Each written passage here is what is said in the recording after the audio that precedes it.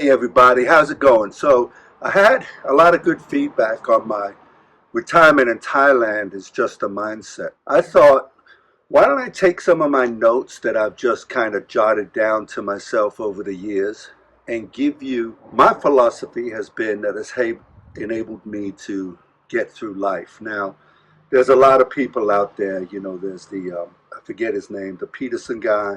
There's I'm not a psychologist. I'm not a psychiatrist. I'm not a social worker. But I feel like my life philosophy has been stress tested. So, just briefly, uh, I was abandoned at birth to my English grandmother, and she raised me until I was about 6 or 7. Then my mother came and got me, and then I was subsequently abandoned 2 more times in my life. I was in 2 different foster homes. I was in a halfway house for 6 months. I was made a ward of the court for incorrigibility, kicked out of middle school, and then I was put into a boys' detention home. Some of you may have heard it, probably not. It's called the Desert Sanctuary Boys Ranch. It was actually shut down because of its brutality towards, I don't want to say us inmates, but us wards of the state. Let me tell you something. That 18 months at the Boys Ranch while I was 12 and 13 was worse than any of the multiple deployments that I did overseas. It was a brutal regime in that Boys Ranch. It was a dog eat dog world, and I'm sure at an early age it sort of made me, partly it has to do with who I am today. As I said before, I've deployed overseas in Desert Storm, Haiti multiple times, Honduras, OIF multiple times.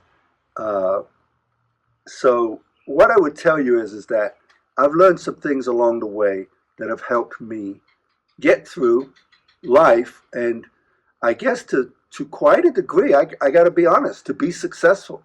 I am, by any measure, I have been professionally successful. And so I'm just going to share with you 20, as it turns out, 27 things that I've gathered along the way.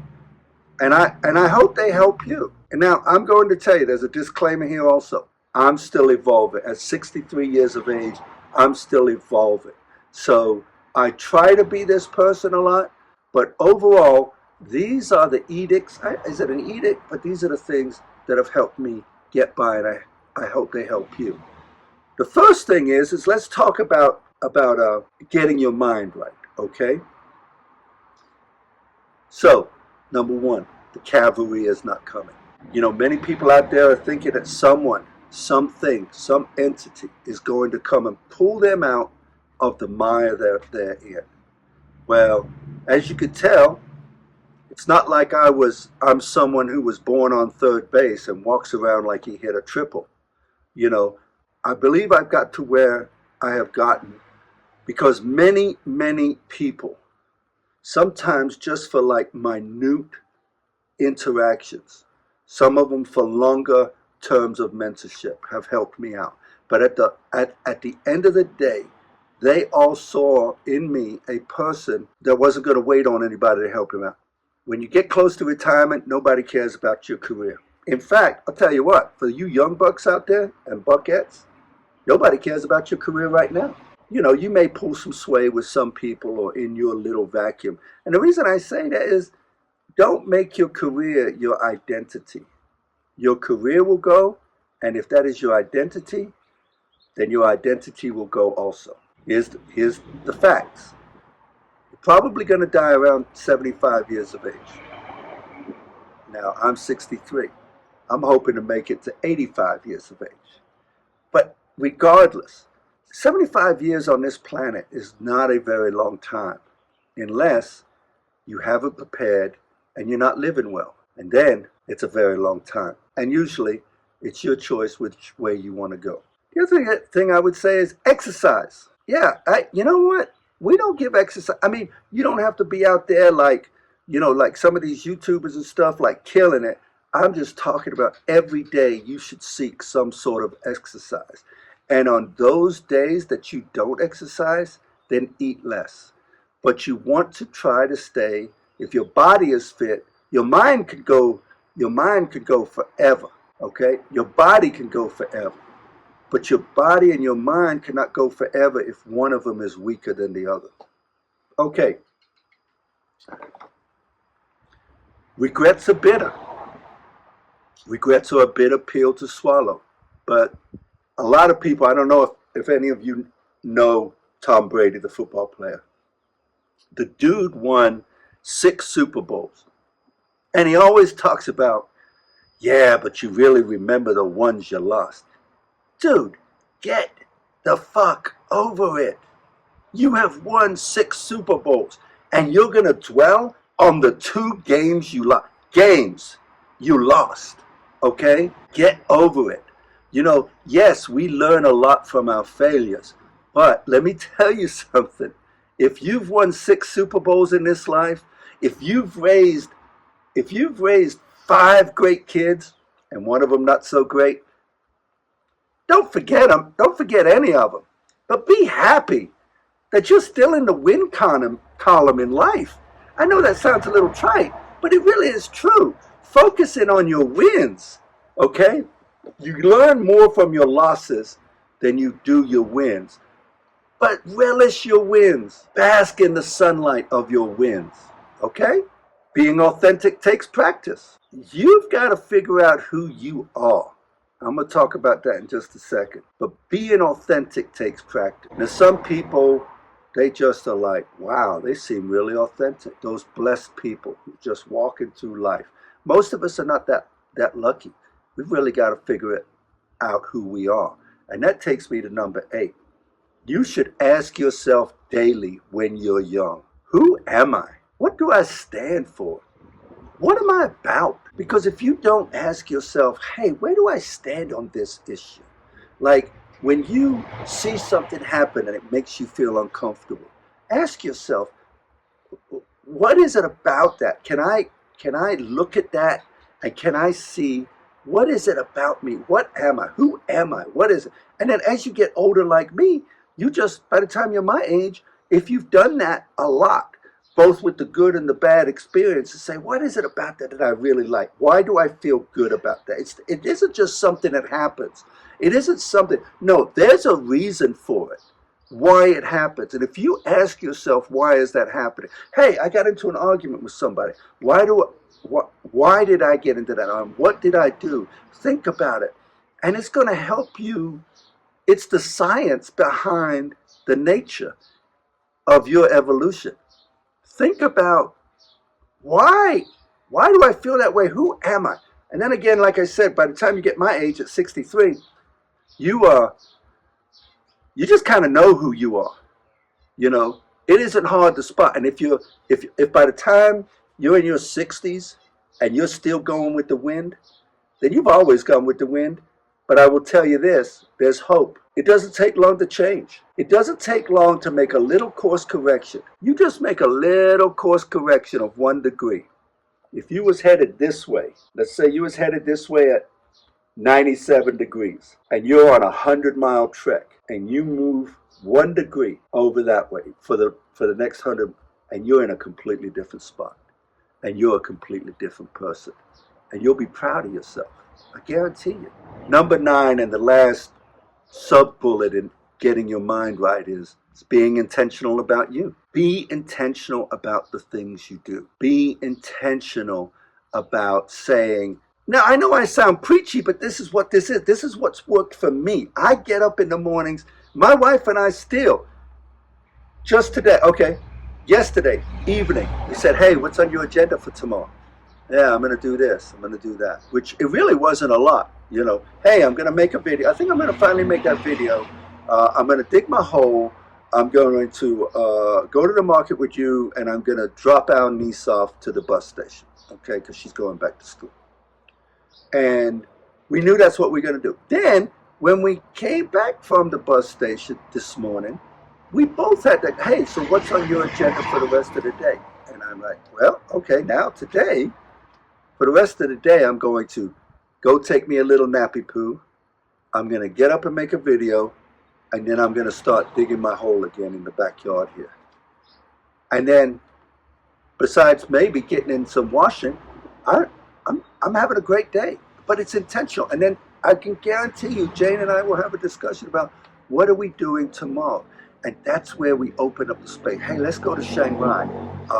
Let's go down to the mall, pick up some things. Hey, I want to pick up some things for the yard. I want to do this. I want to do that. You want to go fishing? You know, if you are intentional about your day, then you become intentional about your week. You become intentional about your week. You become intentional about your month. You see where this is going? And I'm going to talk about intentionality in this next chapter here. The next chapter, there's 3 chapters: getting your mind right, finances, and relationships. I broke this down into 3 areas. This area right now is finances. The number 1 rule I would always tell people, whether you're young and old, is live below your means. Try this as an exercise. And I am talking to most people out there, believe it or not. But when I used to do a little mentorship with some of my friends or in my profession, and they would get promoted, and then I would talk to them about, okay, what are you going to do with your next $1 million? They'd be like, what you mean? I go, yeah, you're a millionaire in 10 years, or you're going to make enough money to where you're a millionaire in 10 years. What are you doing with your next $1 million? In fact, I had a conversation with a younger guy. He's young, he's about 55. But he just told me the other day, he said, you know what, I never forget when you told me when I got promoted, what am I going to do with my next $1 million? Because he got promoted from being a major in the Army to a lieutenant colonel in the Army. And so, all things being equal, if he stayed in the Army for 10 more years after he got promoted, he was going to make another $1 million. And so, I don't care if you're making $30,000 a year. You're going to become a millionaire. You will be. It'll take you 30 years, but that doesn't matter. Really doesn't matter how much you make. It matters how much you save. Do you know that it's a fact that in the United States, there are more millionaire retired teachers than there are millionaire retired physicians, doctors? That's hard to believe, isn't it? Now, 1 is there's more teachers than doctors. But 2 is doctors are always living in debt. They come out of college in debt. They live their whole life in debt. They send their kids to college. They just understand that they're always going to be in debt because they've got this high-paying job. Now, they might have $1 million a year passing through their house, but they're in debt, okay? Teachers who make about $25,000 to $30,000 to $40,000 a year are like, wow, I don't have a safety net, so I need to start saving now. It's that fear that makes them financially independent down the road. Take that as it is. So with that, money is a lubricant. That's all it is. Money is a lubricant. Money helps me do the things I like to do. Money helps me give to other people. Money helps me take care of others. I enjoy that. I do enjoy helping people that are helping themselves. Every once in a while you're going to help people and you're going to find out that they're not really interested in helping themselves, and then you stop. But money's just a lubricant, man. That's all it is, and you got to look at it like that. Hey, where do you really you're saying how much, when you start fantasizing about where you're going to retire, and people say, oh, when I retire, and this is, I get on people's nerves. People say, oh yeah, when I retire, I'm going to retire here. I go, oh, wow, what are you doing to get there? What do you mean? Well, how much are you saving a month? Oh, well, you asked me that. Yeah, well, I'm just saying, you said you're going to retire in an island, or you're saying you're going to retire and work Peace Corps. I mean, what are you doing to get there? What is your plan? I mean, or are you just talking and you just wasting my time? Okay, I'm just wasting your time. Okay, that's cool. I can handle it if you're just wasting my time. I mean, you're not even wasting my time if you tell me you're wasting my time. So, money's a lubricant. But the converse to that is, people without money always tell me that money can't solve your problems. Well, I'll tell you what. I'm living proof that if you throw enough money at your problems, it's going to make those problems a whole lot smaller. It's that simple. But if my ass was broke, didn't have no money, and I was telling you money ain't that important, why would you listen to me? That would be like listening to a doctor who does heart surgery and says, yeah, heart surgery is no big deal. You say, well, how many patients have lived? Oh, yeah, none. I haven't had any live. Well, then, we know that you really don't carry any credibility with that. So I'm not going to beat that in anymore. So, with all of that, don't get hung up on material things. Now, material things are beautiful. Now, in a way, I am a little bit of a hypocrite when it comes to that. I would have to say that my wife is not materialistic. Um, if you see us, you're not going to think any big deal. I mean, or whatever. Now, in the United States, we come off as a little bit more materialistic. Uh, the standard of living there is more accessible. We like living that way. But we can give it all up in a heartbeat. We really can. We talk about just getting rid of it all and coming here and, whatever. We'll know as soon as some other things happen in our 5-year plan to where we can begin to execute. A guy named Denzel Washington, I know most of you heard him. The first time I ever heard him say that he never saw a hearse pulling a U-Haul. You can't take it with you. Now, beautiful things are beautiful to look at. Other than that, beautiful things are beautiful to have. But if it's not utilitarian, then to me, this is me, I get it, I'm not willing to go into debt for beautiful things. Okay, most of you by now have heard of 5-year plans. And this also goes back to being intentional about your life. If you can't put it on paper, then you're too scared to say out loud that's what you want to do. I totally believe that. There's a saying by Paulo Coelho.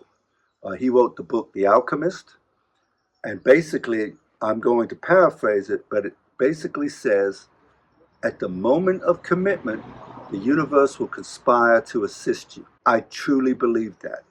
That is basically what I'm saying about being intentional.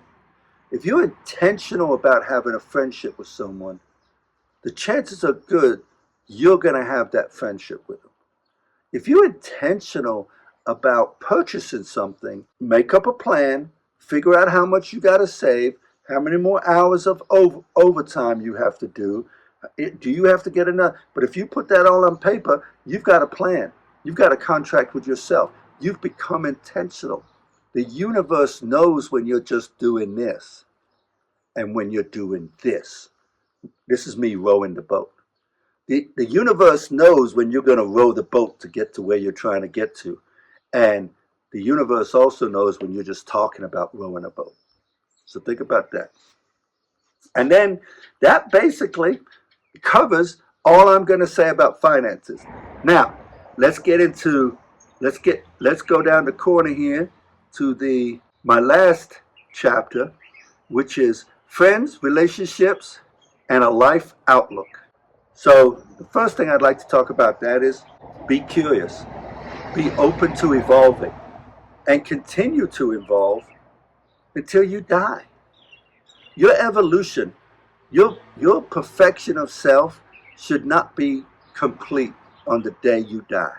You are constantly striving, to improve your position. You are always improving your position.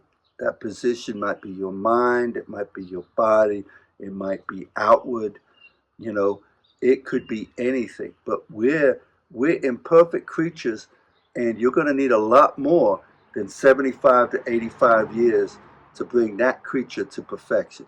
So with that, I think that's a very positive sort of outlook to have, because curiosity opens up a whole new world to you.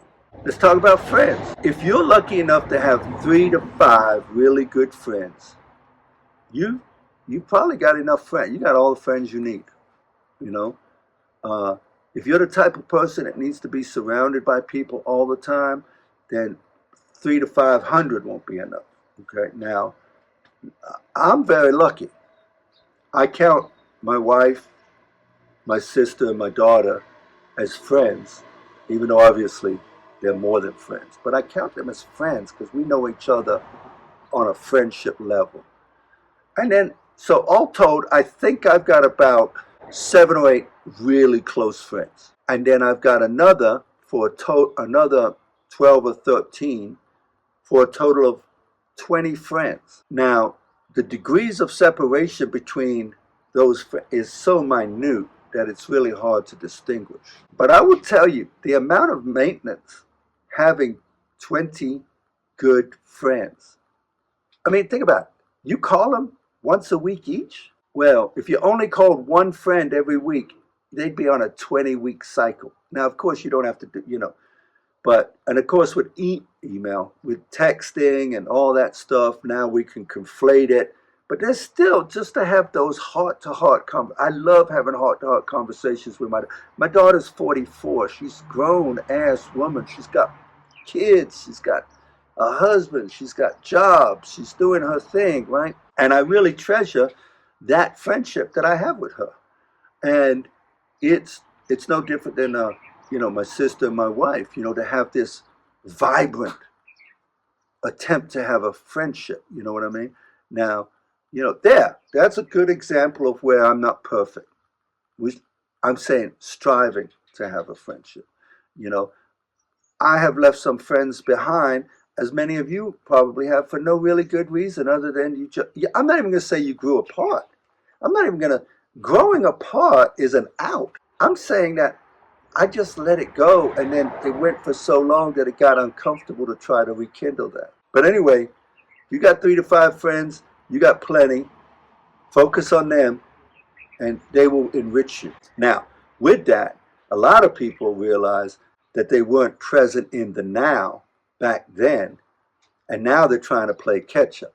So for you 40 or 50-year-olds or 30-year-olds or 20-year-olds, be present in the now.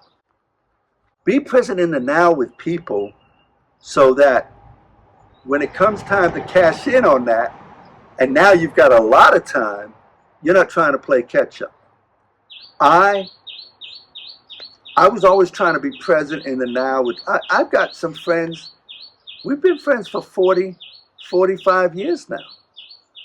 I'm blessed. I'm blessed to still jump on the phone with several friends who I've known since before college. And I graduated from college in '88. I got friends that I still jump on the phone with from 1979. That's crazy. What a blessing. You think that's easy? Gallivanting around the world? You might go a year without talking to them. But then you rekindle it and you keep those ties strong, Having a relationship with a sister, a close sister. Having a relationship with my daughter. These things are they cannot be taken for granted. You've got to be intentional. You've got to be present. And that leads me to my next point, which is give everybody their flowers when it's time to give them their flowers. And what I mean by that is give them their moments. Give their moment in the spotlight. Don't do anything to take away from it. Trust me, they'll really appreciate you for it. And as it turns out, that carries a lot of weight down the road. With that, admittedly, I never talk about religion in my videos. I'm not really religious. Closest thing I could come to is spiritual. I don't even know if I'm very spiritual. What I do believe in, I believe in karma, and that's spiritual, but it's not a one-for-one transaction. And you can never do anything saying, I am looking for payback from the universe for this. I will do this. I'm not trying to buy my way into heaven. I'm not trying to buy myself a good karmic experience. No, but what I believe in deeply is the more you give, the more you get back. I mean, really, there have been times when, the easiest thing to say is money's been a little tight. And we still gave because that is the most precious time to give, when what you've got is running low. Like giving time to people. When you just feel like you're so rushed, you don't have enough time And I'm not perfect about that. I wish I was better at it. But when you just don't have the time, when you see the phone ring and you're like, this ain't a good time, maybe you could say, text them, hey, now's not a good time. Or you pick up the phone and you say, hey, boy, I only got a couple of minutes. What's going on, or whatever. And even beyond that, giving of your personal time. You know, it's not a karma, that whole thing about, I just believe that the more people they'll lose dollars trying to save pennies, you know? And so I don't know why it happens. I just know in my heart of hearts, and it's been proven time and time again to me, that my success, if any I've had, has been because along the way, I believe I gave of myself in many different ways, and it has come back to me. Now, some people who have worked with me in the past will say, that dude's an asshole. He's on that video talking like he's a saint. I hated his ass. Well, yeah, there's that too. Not everybody's gonna love you. not everybody, not everybody's gonna love you. That's for sure. So, that might be. There it is, right there. It's never too early to jettison negative people. I'll say that for the people in the back. It's never too early to get rid of negative people in your life. Now, I got to be honest with you. That goes down to relatives, too. Anybody that's poisoning your well, anybody that's throwing salt on you, let me tell you something. You're climbing uphill if you're going to try, especially if they're older than you. Because I come from an environment, as I taught, where the adults were very toxic. Now, as a kid, you don't know how to handle those situations as well. But as you get older, you're like, I don't have time. I'm richer without you in my life. I'm richer. That's just me. Everyone's got to deal with it in their own way.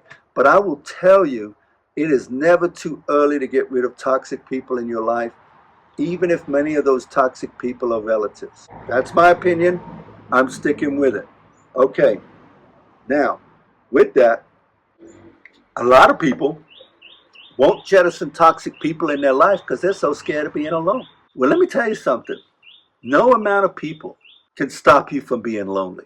Loneliness, happiness, all of those things often happen when change occurs. And let me tell you something about change. Change is neutral. Whether it's good or bad usually depends on how you interpret it, what you do with that change, what you do with that. People will say, I don't want to change. I want to stay right here. I'm scared to stretch. I'm scared to grow, but I'm going to keep my negative friend right here because at least he or she, they go out with me on hump night, even though they're miserable fuckers. I don't have anybody. Man, I would just be going to hump night by myself. I'd post up at the bar and just, I'm going to meet a stranger that's more positive. That's my thing. Okay. With that, a lot of people do not surround themselves with a wide variety of people because they judge books by their cover too much.